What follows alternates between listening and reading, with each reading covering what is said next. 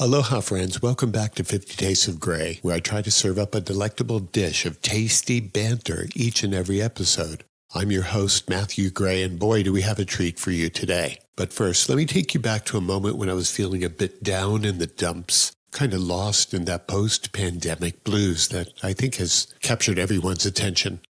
Suddenly, like a bolt of lightning, I stumbled upon the comedic genius of Brian Kiley, a master of the one-liner and a former comedy writer behind the scenes of Conan O'Brien's late-night show. I really enjoyed myself. It took me away from all my troubles. So fast forward to today, I'm thrilled to have Brian join me on today's show. We hit it off like two peas in a pod, bonding over our East Coast roots and sharing hearty chuckles about everything under the sun, from family foibles to the hilarity of stage fright. And let me tell you, folks, our banter was so good that I just had to share it with you. So what I want to do is I'd like to thank the people over at Dry Bar Comedy. They were able to give me some exclusive clips of Brian's side-splitting stand-up, so I was able to sprinkle that into the conversation today. You can catch the full experience on my 50 Tastes of Gray YouTube channel or over at lovelife.com, my online home, for the audio version. And the aficionados amongst you who just like to listen and not watch. And hey, if you're enjoying this vibe, don't forget to hit the like, give us a follow, and subscribe for more laughter-filled content. You know, that kind of stuff really definitely helps out those of us who are trying to prepare content for you. So without further ado, grab your popcorn and get ready to bust a gut as we dive into a side-splitting session with the one and only Brian Kiley. Trust me, folks, you won't want to miss a single moment of this comedic feast. Enjoy.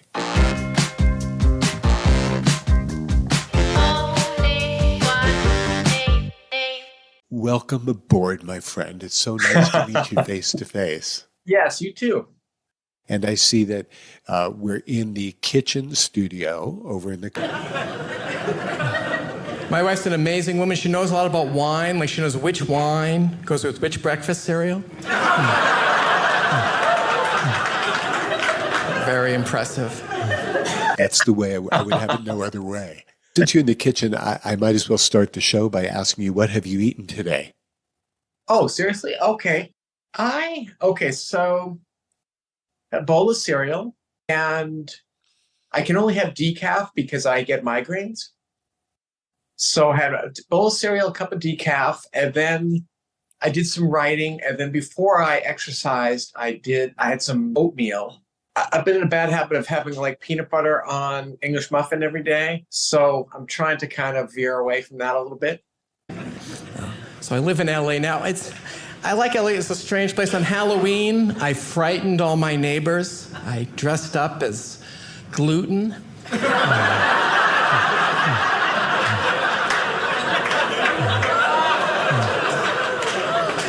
And then at about 11:45, I had some tuna on some Ritz crackers.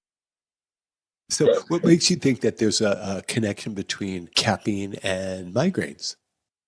Well, the irony is, when there are times when I would get a migraine and they would give me a caffeine pill. So it's somehow the cause and the cure. But that it turned out caffeine is one of my triggers. I can't have chocolate. I always joke that, I can't have red wine. There's certain sort of processed meats I can't have. I always joke what triggers it, that could be a fond memory.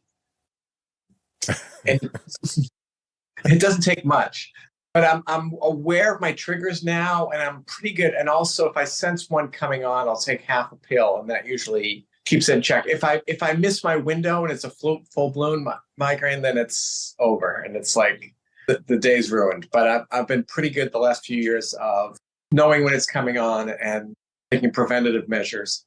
So when you speak of triggers, you're speaking almost entirely about migraine-related triggers. Yes. And absolutely. And, stress is a big part. I have to say, since, I don't have a writing job at the moment, so I've had fewer migraines. I hate to say it. As much as I'd like to get back in the writer's room. I'm kidding, of course. My wife is the best thing that ever happened to me. And I say that because when I met my wife, I only had like 2 minutes of material.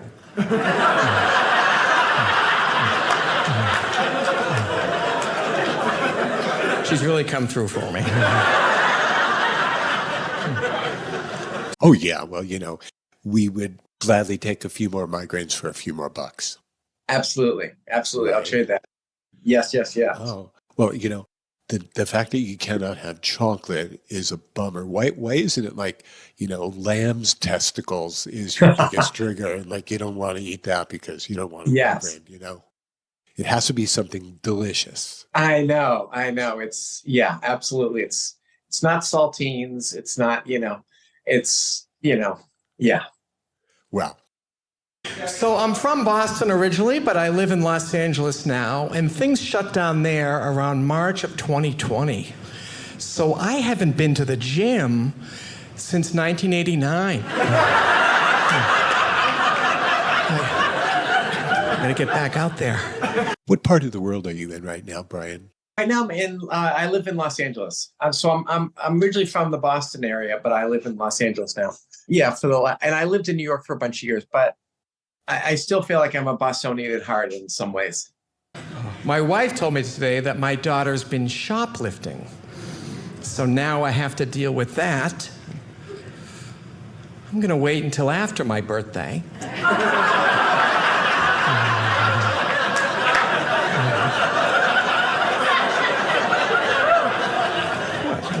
Oh, well, here, I'll make you feel comfortable. Clam box. Is that even close to Bostonian? Probably not. Not bad, not bad. Do you miss the seafood from the East Coast?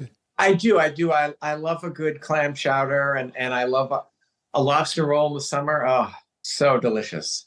I tried making lobster rolls for the holidays, and it's just not the same when you try to do it in your own kitchen versus Oh, yeah. on the East Coast. Yeah, that's a brave move, but good. I applaud your effort. Thank you. And what part of LA are you from? Because that's where I used to live for a long time as well. Oh, okay. So I live in Studio City. Oh, yeah, that's where I was. I was up on Vineland, up south of the Boulevard. Oh, nice. Yeah. So we live the corner of Moore Park and Laurel Canyon. Wow. I'm like 2 blocks from there. Yeah. Okay. So at least you have a good supermarket nearby. Isn't there Gelson's right there? Yes, there's a Gelson's, there's a Vaughn's, and I can also what I love about my neighborhood, we can actually walk. I can walk to places, to restaurants or CVS or whatever, Barnes and Noble, so on. It's you're in your car all the time in LA, so it's actually nice when there's things that are walking distance. Yeah, that's a nice part of the San Fernando Valley. Absolutely. Yeah, It's good. yeah. It's good to be able to walk to a nearby place where you could start doing your looting with all the other people in LA. Yes, I do. I actually do looting Tuesdays and Thursdays. I find it's kind of works in my schedule. I think that's a good way to kind of balance it out. Yeah, yeah, and it's people don't realize what an aerobic activity looting is. You cracked the fuck up out of me. I just recently found you zipping around on YouTube, and I think it was called, let's give them an appropriate plug. Was it Dry Bar Comedy Show? Yes, it was the Dry Bar Comedy.com. So this is interesting. So it's in Utah, and it's we shot it. I guess they shoot in Provo, as I recall, and it's a bar with no alcohol. Wow. And the show, it's interesting because whenever I'd done television, whether it was Conan or Letterman or The Tonight Show or whatever, I always worked TV clean. And I've always kind of geared my act to that because I wanted, as a kid, I wanted to be on Johnny Carson. So I really worked my act to be so that I could go on television. And I was able to do that. And I wasn't able to, I didn't make it on terms with Johnny, but I got on the other shows. But this was an extra challenge because you couldn't say the word sex. So there were jokes that you go, well, on a late night spot, you're getting on at midnight and whatever. And it can't be filthy, but it can be a little whatever. I mean, you can have adult themes or whatever. And this was like, no. And the other thing the hardest thing was, I usually don't swear on stage, but if I swear on stage, I'm aware of it's like, something slipped out or whatever. But with this, like you couldn't say, oh my God. And that's the kind of thing I would say that without knowing that I said it. I would just say it and not even realize, hey, you're not supposed to say that, where it's like, Oh, really? Don't people say, oh my God? I don't know. So there was sort of interesting parameters, and I'm almost never in a situation where I have to edit stuff out. Uh-huh. And usually the other acts I'm working on are usually much dirtier than me. And I also get in a situation where I can follow the filthiest guy. He does the filthiest act and he kills. And then if I go on and say something slightly risque, the crowd's like, hey, come on, cut that out. There's no need for that. Oh, I've been a little depressed. We didn't see my wife's family for Easter, and we didn't see them for Christmas, and I've been a little depressed because I know at some point we're going to have to see them again. And it's like, what? That guy was filthy, and you loved him. Is that maybe a reputational thing, or is it based on your appearance and people just don't expect it out of you, or what is it? Yes, I think it's all those things. And I think, especially now, sometimes the crowds are very young and it's like I'm their dad and they're like, hey, we don't want to hear dick jokes out from our dad. So, yeah. So but I'm always amazed where it's like, hey, the other guy, I was blushing in the back when the other guy was on. Give me a break, Right. Since you spent your almost entire career up to this point working so clean, do you need to maybe get it out of your system? Do you want to let loose for a moment here? Yes. LA's a strange place. When the pandemic started, I drove by the park in my neighborhood and I spotted a guy sunbathing naked.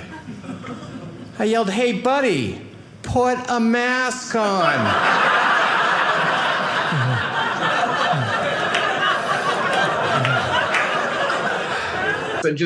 And just spew profanities for a few minutes, that would be great. It's funny. I wrote a novel about 10 or 12 years ago, and it's very dirty and it's very dark. And it was very liberating for me because, I worked in television for so long. And you have all these restraints and they just become part of you. But it was so nice to throw that away and just not censor myself. And it was very actually liberating to kind of go to dark and dirty places for once, My wife's always shocked when I actually know something. Like the other night we're watching Jeopardy. And the question is, what's the tallest building in the world? And I said, oh, that's Burj Khalifa in Dubai. She's like, how do you know that? I said, well, when your parents were living with us, I Googled, what should I jump off of?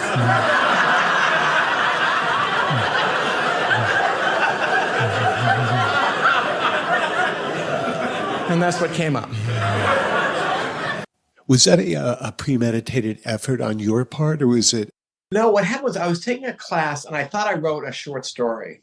And the teacher said, well, that's not a short story. That's the first chapter of a novel. So the next week I'd bring in the next chapter. And I had no idea. I mean, I was an English major and I love to read, but I didn't really know. I had an idea where it was going to end up, but I really didn't know how I was going to get there. So every day, so every week I'd write a new chapter. And then this was when the whole thing with the Tonight Show went down with Conan and Leno and so on. So we got knocked off the air. So now I'm suddenly out of work. So I didn't want to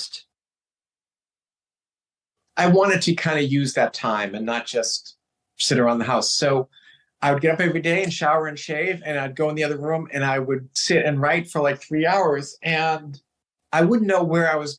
I would come out of there and go, okay, that was really dark. And some stuff I'm like, I don't know where that came from, but that was, I did that every day for a few months. Yeah.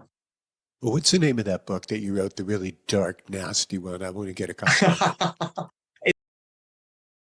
It's called The Astounding Misadventures of Rory Collins. Ah, and so how did that end up doing? It actually did okay. I sold a couple thousand copies, and I had somebody who wanted to turn it into a movie, but the offer was so low.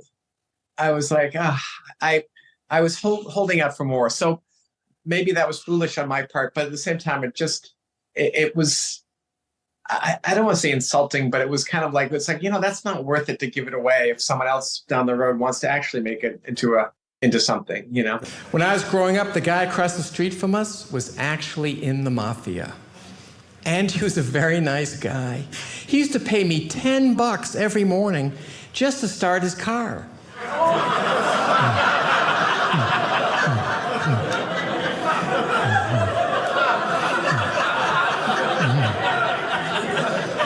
What a guy. We've got our pride, after all. Yes. That was the last little ounce of pride I used on that. Well, that's wild. I want to circle back a little bit and let people know a little bit about your background as a writer for, is it Conan O'Brien for over 19 years? Actually, so I wrote for Conan for 27 years. Wow. Yeah, so I started 6 months in, and then I went through the whole run. And then after Conan ended, I jumped on the last season of Ellen. And then I did that for, it was only on that last year. So for 28 years, and now I'm not having a writer's room, not having, I'm such a creature of habit. I'm hoping, hope somebody hires me again someday. Do you think that the whole late night thing has seen its day and is? Oh, absolutely. And I hate to say it because I don't want to be like, well, it was good for me and now it's, but I do know the ratings on all these shows have really gone down. And, it started probably 20 years ago where I think the internet heard it. I think also in the old days, there was nothing else on after 11:30 or whatever. Right. Now you can go to your Netflix queue or or Hulu or Max or whatever and watch. You can binge watch your shows. You don't need to watch that kind of thing. So I do, I'm curious if it's just not going to be that model's not going to be worthwhile if the ratings keep dropping, Yeah. And I think that we were talking earlier before the show, we were talking about just like it's here to stay. And we were referring to the technology. It appears as though the outrageous and mind-numbing number of choices that are out there is also here to stay and to increase. Yes, absolutely. And we live in such a niche world. And that was actually a problem we would have with Conan sometimes because, when I was a kid, there was 3 networks and even you knew who all the TV stars were. Even if it was a show that you didn't watch, you knew who they were. And I can't imagine if you're an impressionist, if you're a comedian and you do impressions, half the people aren't going to know who you're talking about. We live in such a fractured society now, unless you're doing Trump or there's so few people that are known across the board, Do you have a friend you've known a long time tell you something that just blows your mind? Today, my best friend, who I've known my whole life, revealed to me that he's imaginary.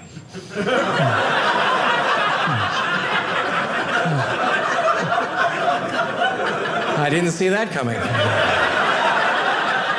That's true. When you were working for Conan, was it tough being one of his writers? I'm not speaking about the aspect of being, gainfully employed. I'm just speaking about the feeling of writing for a super duper celebrity like that. So I'm wondering if you were writing for his personality or were you writing your own stuff and just hoping he says, I really dig what Brian wrote here and there and there. I'll use this and that, more so than you writing for his style.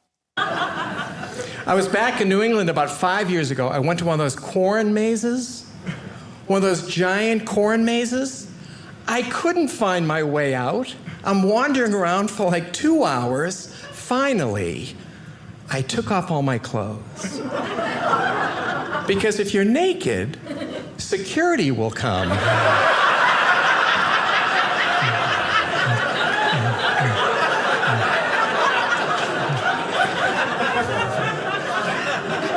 Security came.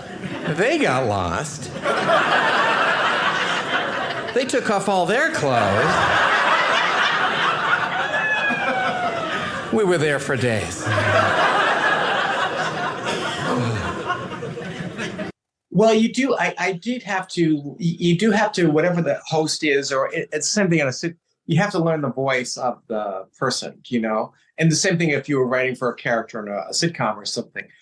Luckily, with Conan and me, there's a lot of overlap because we're two repressed Irish Catholic guys from the Boston area. So we had a lot in common.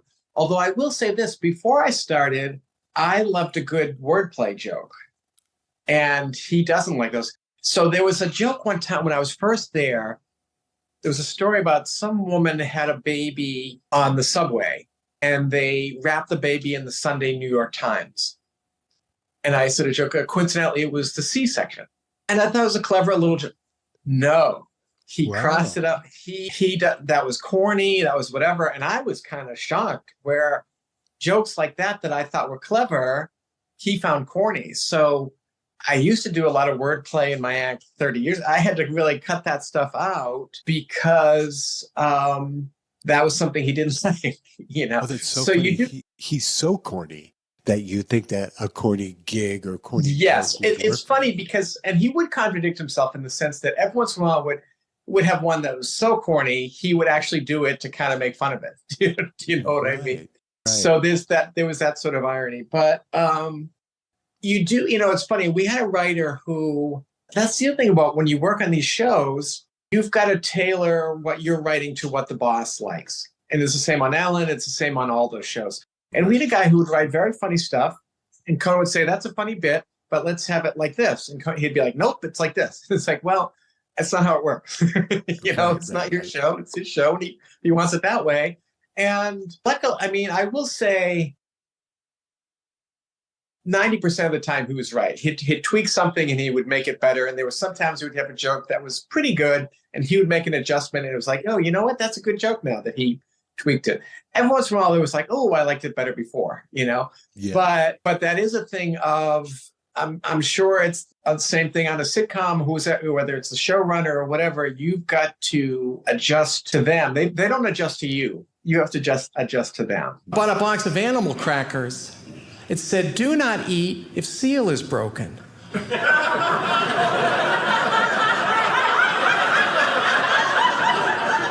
I open it up. Sure enough.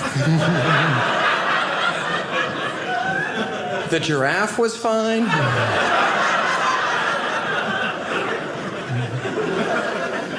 All right, now who didn't get that?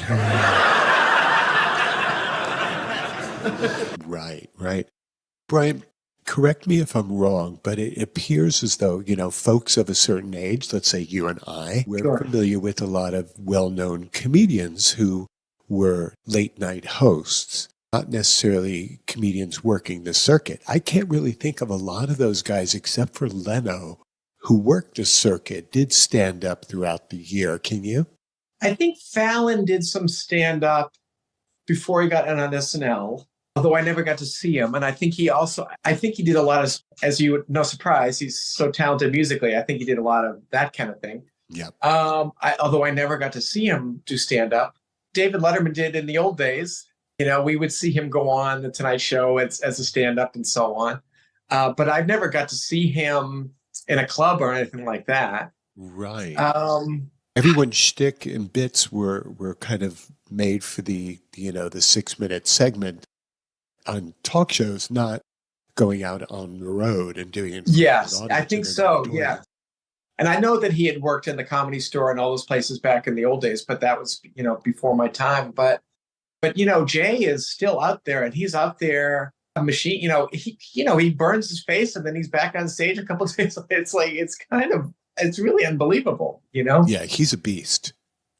Incredible. Yeah. He really is. Yeah. And I think he gets that kind of respect from people in the business because he's able to do it over and over for years on end. And I remember the old days when I was in college, when he was on Letterman, that was a treat. Yeah. He was on like 4 or 5 times a year and the two of them were so funny together. That was kind of must-see TV whenever Jay was on Letterman, Right. As far as your comedic inspiration, where do you draw that upon? Is that personal experiences, current events, or something else entirely? Is it coming from within somewhere? Do you have a wellspring of funny stuff happening? Well, I think I wish my life were more interesting, but when I was working at Conan, you really had to focus on the news every day and that kind of thing. my act is sort of just satirizing my life and just sort of the everyday stuff with my life, whether it's stuff with my kids or my wife or, going to the doctor or the dentist or what, the little sort of minutiae. So I guess I sort of try to satirize my everyday life, I would say. So my wife and I, we recently celebrated our 29th wedding anniversary. Oh, thanks. Thanks very much. Thank you. And I'm happily married. I know that I'm lucky because 50% of married people say they're unhappily married.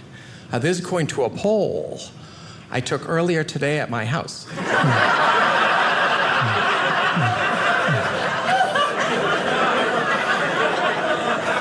What's her problem? Right. Your style is one-liner. So that's something that was big back in the day, but hasn't been for a long time. And I think that's also part of what makes you so outstanding. Oh, well, thanks. When I first started, I would try to do bits. I even tried to do impressions. I was a horrible impressionist. I'm jealous of guys that can come out and tell a 10-minute story that gets laughs all the way through. The good thing about doing one-liners was if I was doing a Letterman spot or something like that, I could go out there and get 18 punchlines or 20 punchlines in 5 minutes. My wife told me today that my daughter's been shoplifting. So now I have to deal with that. I'm going to wait until after my birthday.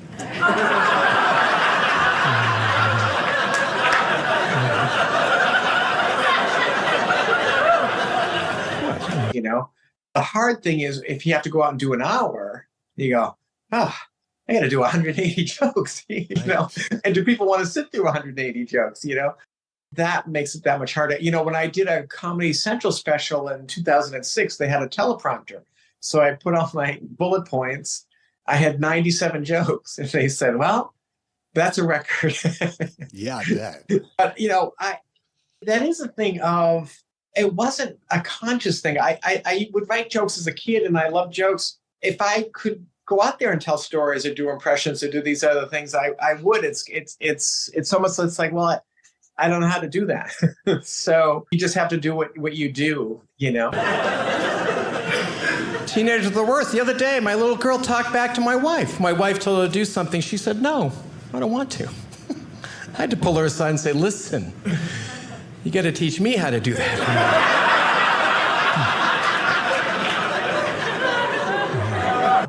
Is your style of one-liners a reflection of the way that you think or the way that you absorb life versus the guy who does tell the 10 or 15-minute stories?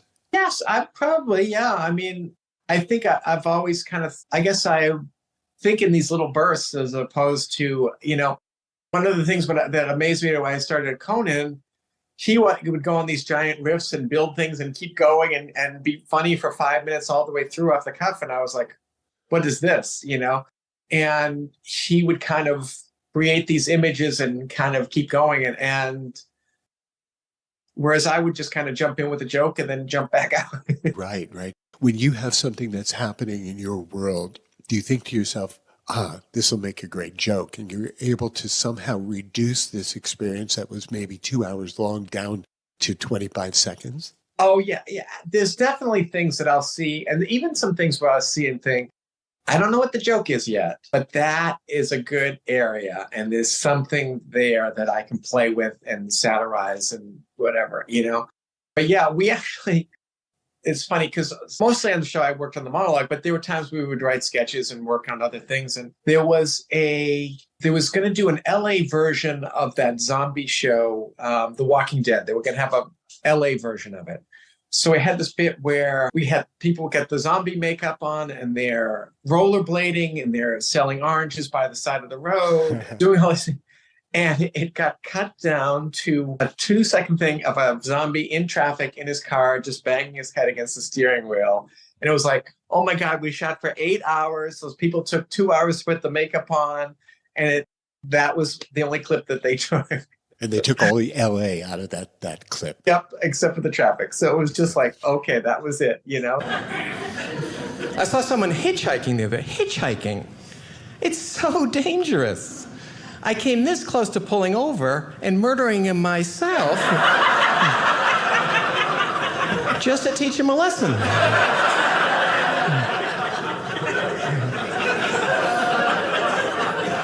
So, and that actually is one thing. I mean, brevity is the soul of wit, and there are times where, and even I find that with sitcoms where they've got the 22 minutes down. And sometimes they say, oh, we're going to have an hour special or a 40-minute episode or whatever. It's like, that doesn't make it funnier, you know? And I think a lot of comedy movies, an hour and a half is great. And when it goes on for 2 hours or 20 minutes, it's like, you kind of watered it down, you know? Right. It becomes a little bit painful at a certain point. Yes. Yeah. It's like, it was funny up to here. And that's when you get out, you know? My aunt retired this week. She worked at the DMV for 40 years. 40 years at the DMV. And in that time, she waited on nearly a dozen customers. Isn't that something? Early on in your life, were you the funny kid in life who always was cracking jokes, or did you want to be a comedy writer for another, or were you doing stand-up prior to writing?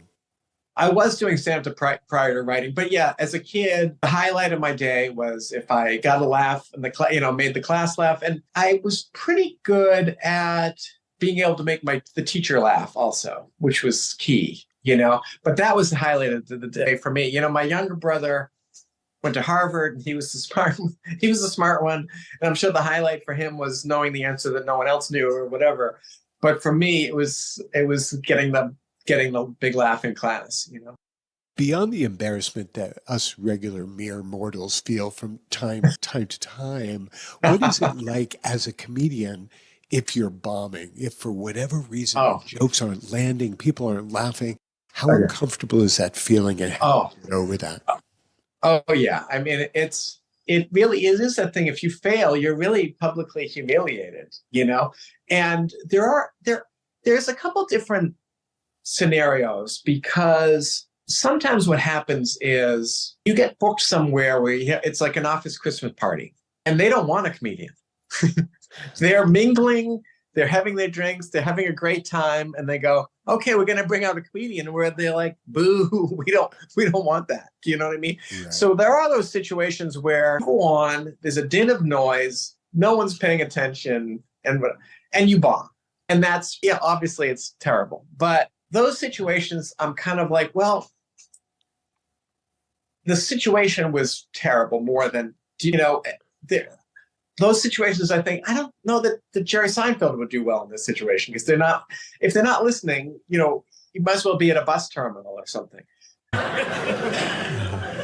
My wife does this thing. Every time we watch a movie together, she falls asleep in the first 5 minutes. Every time. She doesn't even know I'm here tonight.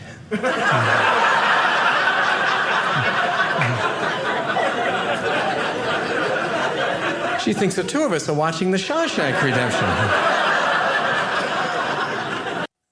Those experiences, which I have, aren't as painful to me as when you go out, it's an audience, they're all listening, you could hear a pin drop, and you're bombing, where you go, well, I can't put this on I can't say, well, this is the circumstances or whatever. That's all on me, you know? Isn't that weird? Because like last week, all this stuff worked, and now it's not. Oh, there are shows. I mean, there's a club here where they have an early show and a late show. And the early show is often packed. We all do great. And then the second show, an hour later, there's 20 people there. It's terrible. We all bomb with the exact same material. And you want to say, hey, folks, 90 minutes ago, this stuff killed in this very room. You know? Right. Maybe you need to videotape it when it's working and then just show it to the people who aren't laughing at you now. Yeah, see? It's not me, it's you. Look at this. Right, exactly. I was talking to my other friends. He said to me, if you had a time machine, would you go back in time and kill baby Hitler? Here's the thing. I'm a dad. I don't think I could kill a baby. But I could strangle teenage Hitler.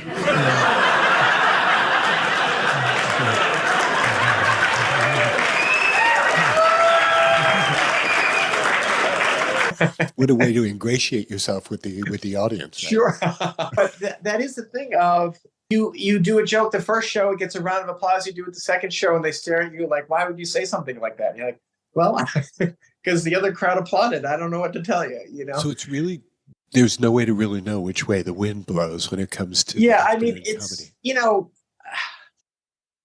hopefully as you get better, you're working in better venues and that happens less. It's kind of like you're a boxer and every once in a while you're going to get knocked out. Exactly. You know? Yeah. So how often are you going to the clubs these days? Well, now, one Saturday during the pandemic, it was the little girl next door's birthday, and she couldn't have a birthday party, so all of her friends drove by her house and beeped and waved and wished her a happy birthday. And it brought a tear to my eye because that's how my parents used to celebrate my birthday. So glad the tradition continues. I'm actually doing a lot these days because, you know, I don't have a job at the moment. So I'm doing a lot of shows. I'm kind of putting my act first these days as opposed to putting the show I'm working on first. So right. I'm enjoying working on my act. And, you know, I'm very spoiled in that I get to hang out with such funny people all the time. And when I was in the writer's room for Conan and Ellen and hang out with the comedians in Boston were hilarious. And then I went to New York and they're hilarious in LA. So I've just gotten to hang out with such funny people for so long. I just love that. And I love being in the green room with other comics. I love being in the writer's room, all that stuff. So there's a ton of funny stand-ups out there, you know? Yeah. My daughter graduated from college during the pandemic and her graduation took place online. And she was so bummed out about it. Here's the thing. She went to an online university. I don't know what she's expecting, to be honest. It seems like Bill Burr has exploded over the last few years. Is he somebody that you admire personally or professionally? Yes, I have. And so Bill started out a couple of years after me in Boston. So we did a lot of shows together in the old days. And it's been a fascinating journey for me to watch Bill because, first of all, he always killed right from the get-go. You know, most of us there's a learning curve, whatever. No, when he started, he was this redheaded, innocent. His comedy was very gentle. And just to see the progression, and he killed the whole time. It's just interesting. His style now, he's become this sort of grizzled, you know, cynical veteran guy. Where that was, if you saw him 30 years ago, it's like a different person, you know? Is that right? Yes. So it's quite remarkable that he was able to transform himself in the way he has and not miss a beat, you know? Do you think, in your personal opinion, that his angry, in-your-face style is something that's more shtick than it is reality? You know, he's a great guy, and you know, you don't meet him and go, "Oh, that guy," you know, whatever. Like, I enjoy talking to Bill. He's a great guy, and he's a very good-hearted person. And so I will say it's shtick. I mean, that's sort of the comedic part of him, you know. And yeah. I think that we all strive to find the funniest part of ourselves and put that out there. You know, if you're a silly comedian, you're not going to be silly your whole life. So I don't think he walks around the world angry. But I think that's probably he's figured out that that's the funniest part of him, you know? Yeah. You have to be ready for anything when you have kids. One time my son was 4 years old. We came back from the drugstore at the mall. He pulls a candy bar out of his pocket. Now, I didn't buy him a candy bar. I knew he didn't pay for it. So we jump back in the car. We drive back to the mall. And this time, we went to a jewelry store.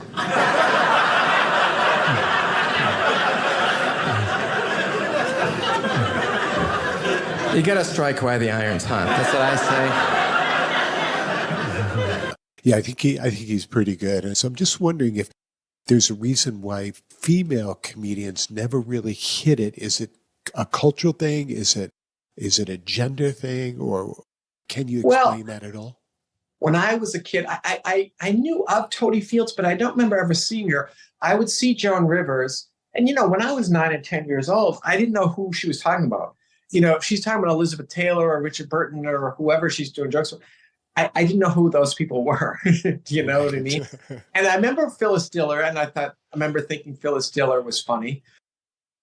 But I do think now there are a ton of really funny female comics out here. Yeah. And I think part of it is, I think a huge part of we're a sexist society that is less sexist now. And I know she wasn't a stand-up, but if you look at Lucille Ball, she really was the queen of the sitcom, and still is, and I think now people are sort of less threatened by a funny woman or something like that. I love it when a woman is funny, and I find it very attractive. But I think some guys want to be the funny one or whatever, Sure. But I love it when a woman makes me laugh, and I have to say, I think when I started, a lot of women have crowds could give a woman a really hard time, and they had to deal with maybe more heckling or more, and even sometimes if there's an attractive woman on stage, they would get sort of negative response from other women in the crowd. So I think that would happen too sometimes. I think women like Gilda Radner was so funny on SNL. Yeah. And I think that helped pave the way for Tina Fey and Kate McKinnon and these other people, I don't know. I think there's a ton of funny women out now, and I think people are more accepting of that. I call my wife Pumpkin because she always gets smashed around the holidays.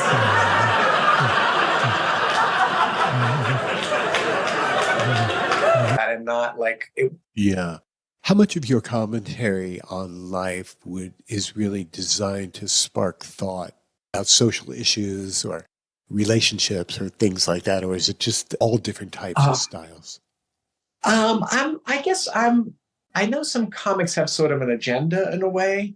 Yeah. I've actually tried to avoid that as much as I can be. And I find the same way in shows. I love when a show is just funny. That makes, and not to say that there are some things you don't want to be, you don't want to be picking on, you don't want to be punching down, I guess, is what I'm saying. And when I see preachy comics or preachy sitcoms, that kind of repulses me, And there are comics I'll see, political comics I'll see, and I agree with everything they're saying, but they don't make me laugh. Yeah. Do you ever get nervous before going out and performing? Do you ever have that kind of shock that people talk about getting up in front of others? There was no one more nervous than me for years when I started. I used just to be terrified. I would have a knot in my stomach, all that stuff. And then as you just do it a lot, that goes away eventually. But also what would happen to me is if I was doing Letterman the next day, at some point I would become completely terrified. And I would have this period of, I would maybe wake up in the middle of the night, go, what am I doing? These jokes aren't going to work. I'm going to bomb. Why am I in this situation? I got to get out of this, whatever. I've learned it. It's almost like the stages of grief. And I learned to go, okay, you know what? This is the part where I get terrified and it's going to go away. I'll be okay.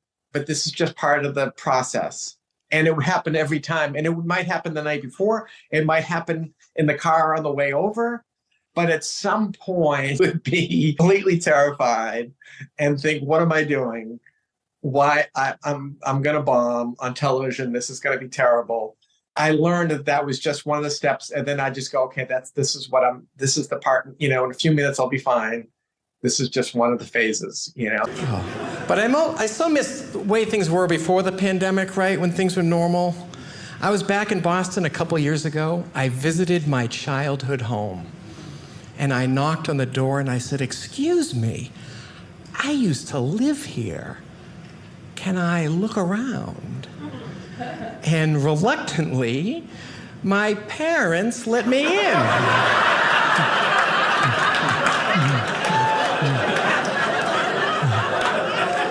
What's their problem? So you were experiencing the stage fright, you were experiencing the fear, but you never were a no-show, right? You never just said, No. I would do it. And they would both, these shows, they would often put me on at the last minute if somebody canceled. Uh-huh. And say, we're going to have you be the sort of the emergency guy. It's almost like you're in AAA and the Major League Baseball team calls you up we need a starter today, that kind of thing. Right. And I know I had friends who would say no. They'd say, hey, can you come and do the Tonight Show today or tomorrow? And they go, oh, no, I need more notice. And to me, it's like, this is what we've been waiting our whole lives for. You can't say no. You might not get another chance. So, yes, can you imagine if you're a pitcher in AAA and they call you up and you go, I'm not ready. It's like, this is your shot at the major leagues. You've got to say yes and go do it, Oh, I have a lot of problems. I have that problem where sometimes in the middle of the night, I'll stop breathing. And it's not sleep apnea. It's the other one where your wife's holding a pillow over your face. I love the baseball references. And since you brought that up, are you a big fan? I am. Actually, my son played in a couple of independent leagues. He played professional baseball for a couple of years. Wow. And it was so much fun watching him. And he, he played in Billings, Montana. He played in Kokomo, Indiana. He played in Trinidad, Colorado, and he played in Salem, Oregon. He played in all these different places, and it was, oh my God, it was so much fun. Oh yeah, some of the minor league team names are hilarious too. Oh, love them. Yeah, he was on the Trinidad Triggers, and that stuff was really so much fun. So I'm going to ask you, because you are from Boston, you can see over my shoulder over here as to who my team is, perhaps. Oh my gosh. Yeah, so how we can can you still do be that? friends, right? Well, Hawaii is not exactly a hotbed of professional sports. So I'm guessing you're a Boston Red Sox fan. I am, but I have to say it's so funny where, we lived in New York for a long time, and I have so many comic friends. I have so many friends who are Yankee fans. And I remember when they were playing the Rangers a few years ago in the playoffs, and I'm rooting all I can for the Rangers, even though at the time I couldn't name a single friend of mine who was a Rangers fan. It's funny. And I'm rooting against 100 of my friends, Of course, now that I'm a dad, I'll call my dad, ask for advice. He always says the same thing. How'd you get this number? But yeah. Wow. Well, if you're a baseball fan, or at least someone who appreciates that, when I was just a little teeny kid, when I was still in New York, because that's where I was born, I got to meet Mickey Mantle. I got to pat him on the back. And that was my God. Touching God. Oh, my God. That's really fantastic. Yeah. Wow. That's great. And I do think there's also your childhood heroes that never goes away. You're just in awe of them. I can't imagine. That's fantastic. I know, isn't it something it's so wild? And back in the day, when we were young kids, it's like you wanted to be a baseball player, you wanted to be a fireman, you wanted to be an astronaut. There weren't a lot of us out there who wanted to be comedians. So that's why I love speaking to people like you, because I'm guessing that was deep down inside of you. We always called my grandfather Poppy because of his opium. It was. I mean, don't get me wrong. I wanted to be a baseball player and all that stuff as a little kid. But I think around 10 or 11, you have to go, I don't know that's going to happen. Reality starts to set in. But what happened to me was I always loved jokes and I loved comedy. And I used to, when I would watch the Dick Van Dyke Show, I realized, there is such a thing as being a comedy writer. That can be a job. When I was a little kid, there really weren't comedy clubs that I knew of. And I didn't know how people became comedians. But what happened is there'd be a comedian on like Mike Douglas or Merv Griffin in the afternoon. And my mother would call me in from playing outside and say, Brian, there's a comedian on. I'd come in and I'd watch the comedian. And then I'd go back out and play wiffle ball with my friends or whatever. That was always in there. I would say a comedy nerd from an early age. And it's funny, when we would talk in the writers' room at Conan about when we were kids, we were all comedy nerds when we were little, Oh, yeah. How could you Yeah. not be? Merv Griffin, yeah, I'm glad you brought him up because he was quite an eccentric fellow, wasn't he? He was. And I never got to meet him or anything like that. But I was so appreciative that they that they actually had comedians on during the day like that. That was a real treat, you know? Merv used to crack me up. Of course, I was a young kid too, watching him, but the way he would always want to show us your lining inside of his jacket, like that was his big deal. Because men wore coats, right? And so the lining was apparently his holy grail. And to try to explain that to a young person now, they wouldn't know what you're talking about. Yeah. Oh, yeah. You can't even have a young person take a rotary phone and show you how to dial it, right? Speaking of young people, what are your kids' ages? My kids are 28 and 26. Oh, wow. Okay. Yeah. So they're younger in my act. My wife did that Ancestry.com. She discovered that one of her ancestors graduated in the first graduating class at Harvard in 1636. And get this, 2 weeks ago, he finished paying off his student loans.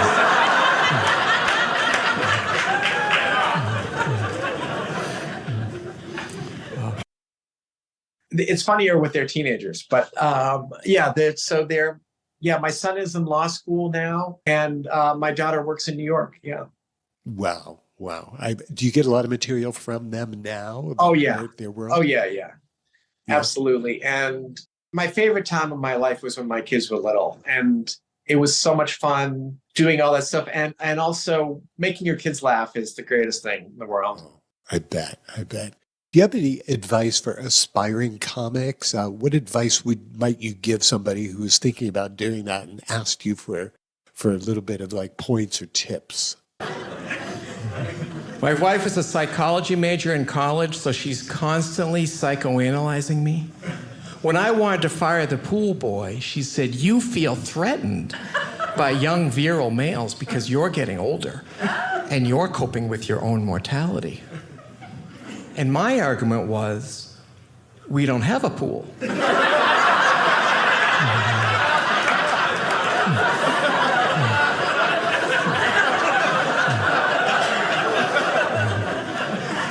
What is Enrique doing here? Well, my friend Lori Kilmartin, who I worked with at Conan, she always tells people, do it every night for 10 years and you'll be good. People don't want to hear that. People want to be good in 6 months. They want to, it is that kind of that Malcolm Gladwell thing about putting your 10,000 hours in. Yeah. And also not everybody's life lends themselves to, I met some woman who she had like 5 kids under the age of 6. And she's like, well, I want to start doing it. It's like, you can't go on the road. You can't do all these things. You don't need to be the struggling artist that is starving or whatever. Notice that so many people have gotten into the podcast world in these past, I guess, post-COVID years, that is just getting pretty crazy out there, which leads me to my next question about the future of funny. Where is it? What is it? Is there AI involved with it? Is it going to exist? Is it going to grow? I grew up in a very religious family, but my best friend now is atheist. He said to me, "How can you believe God exists when you've never seen him?" I said, "Well, I believe Home Depot employees exist."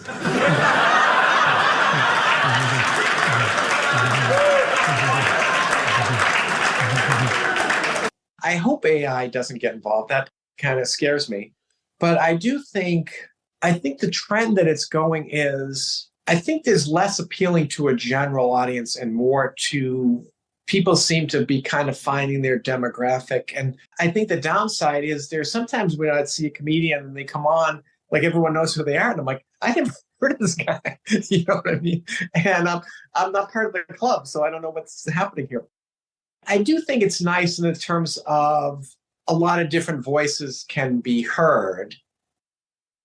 Really, whatever demographic of old and young, and whatever your ethnicity is, and your gender is, and all that stuff, I think you can find people that you're relating to. Mm-hmm. They used to be like people would kind of go on Johnny Carson, and that was kind of the way it became famous. I don't know how people become famous now. Right. It's. People, there are young people that they build up a huge following on TikTok or something, and I never heard of them. and they've got 5 million followers and they're huge. And I'm like, I think I'm in comedy. Never heard of them. So I know that's funny. A friend of mine was telling me about Mr. Beast, and up until a year ago, I had never even heard of the guy. And, apparently he's the biggest thing in the world on YouTube, getting 156 million views on his videos. yeah, I don't know who that is. Oh, you're not familiar with him either? Well, thank you. No. And it's funny where there are times when my kids will bring up somebody and I'm like, who is that? Who is that? So if you find out the path to success, let me know, because I'd like to get in on that. Yeah, I think we're doing it now, or at least being able to have the opportunity to do it now by looking at each other from thousands of miles away. And I think that's part of the whole marketing effort that may be useful for a lot of folks in the future. I watch a lot of sports. I like reading history books, and I like reading well-written novels. And I do a thing where I like to go down a Wikipedia rabbit hole every day for about 10 minutes. And just pick some random subject and learn about it and go, oh, that's interesting. And things that I wouldn't normally stumble upon. There's so much with the internet that you can just find so many interesting things out there, I was a little kid when my grandfather died. I remember I asked my mother, I said, when I die, will I see Grampy again? And she said, not if you're good.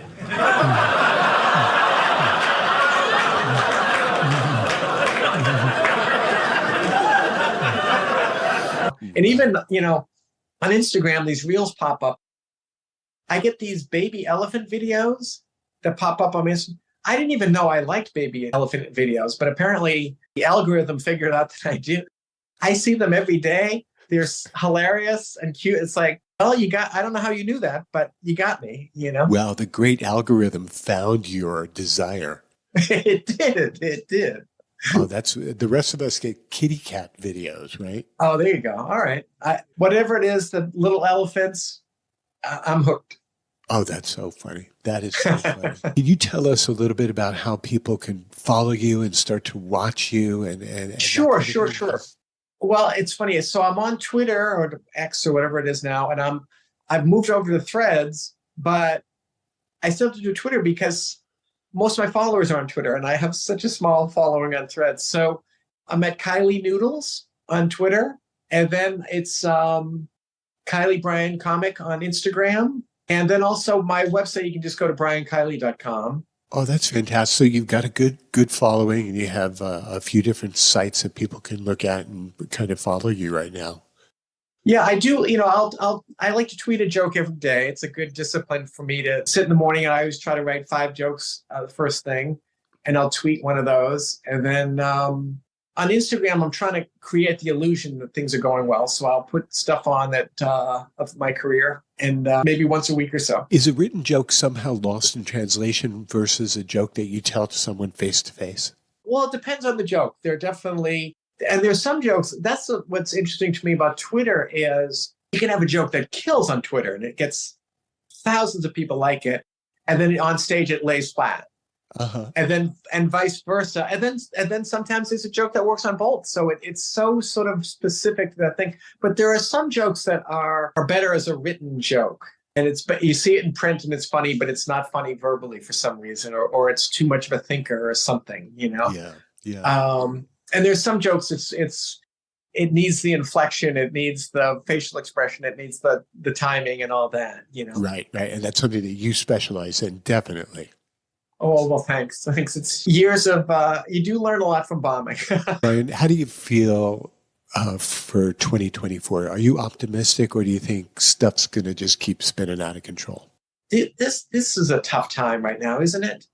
And it's a very divisive time, and I'm kind of dreading this presidential election because it's just going to be so acrimonious, and it's very hard to really be excited about anybody and that, So yeah, and I have to say, I am, I used to be immersed in the news every day. You go to work at Conan and you're looking at premises, you're looking at all the websites, you're looking at all the different things.